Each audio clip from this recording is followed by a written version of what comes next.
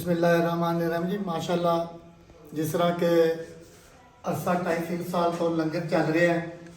Hospital का लंगर है, हफ्ता तवार पीर 3 दिन लंगर जाता है।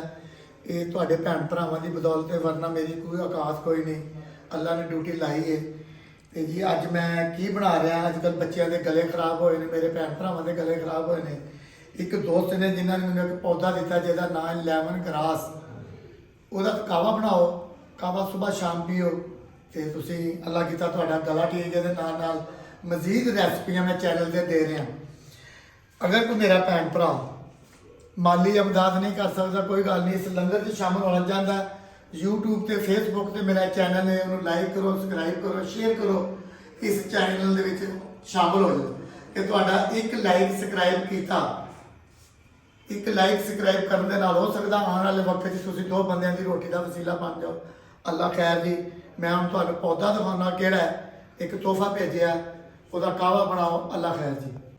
माशाल्लाह जी यह पौधा है, 2 तो 3 टहनियां लानियां ने ਇਹਦੀਆਂ, ਇਹ ਸੁੱਕੀਆਂ ਵਾਲੀਆਂ।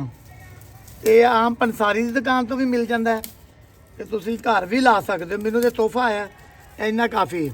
ਇਹਦੇ मैं 3 कप बनाने ने, 3 कप तैयार करांगे जी। अल्लाह खैर। माशाल्लाह जी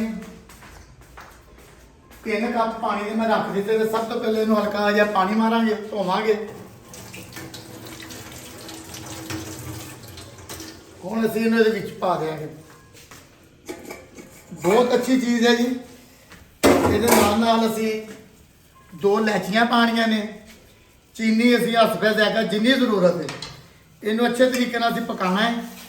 इसकी खुशबू इन्नी अच्छी है कि मैं खुद इस्तेमाल किया है, पंसारी दुकान तो मिल सकता है। इन्हें अच्छी तरीके से पकाना, यह अपने आप कलर निकलेगा। अल्लाह की ज़ात खैर करेगी।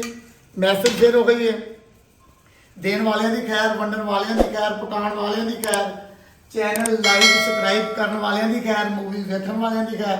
अल्लाह ताला सब की खैर करे जी। लेमन ग्रास इन्हें अच्छे तरीके से पकाना है। मैं 3 कप पानी के पाए ने, जिस 2.5 कप पानी के रह जाते हैं। फिर तुम चीनी पा लो, चाहे नमक पा लो, रात को सौन लग्या पियो। बहुत अच्छी रेसिपी है। ये नाल मजीद रेसिपियाँ मैं दे रहा। अल्लाह ताला तुहाडी खैर करेगी, आमीन। माशाल्लाह जी असीं 2 चम्मच चीनी के पाए ने। रंग देखे कितना प्यारा कलर निकल आया। ये देसी चीज़ां ने, साडे बजुर्गों दी चीज़ां ने, देसी चीज़ां।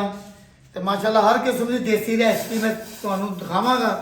वो अमल करना। अच्छिया रेसिपियाँ ने, कावे दियाँ, जखनी दियाँ, जो कुछ भी मैनू आता है।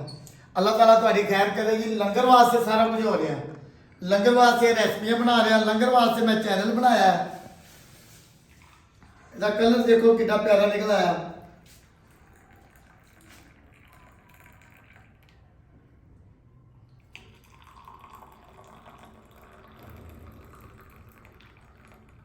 माशाल्लाह देखो 2 कप पानी से पाए, 1.5 कप पानी गया। इसे तरह ही तुम माशाल्लाह पका के, जायका बड़ा अच्छा जी।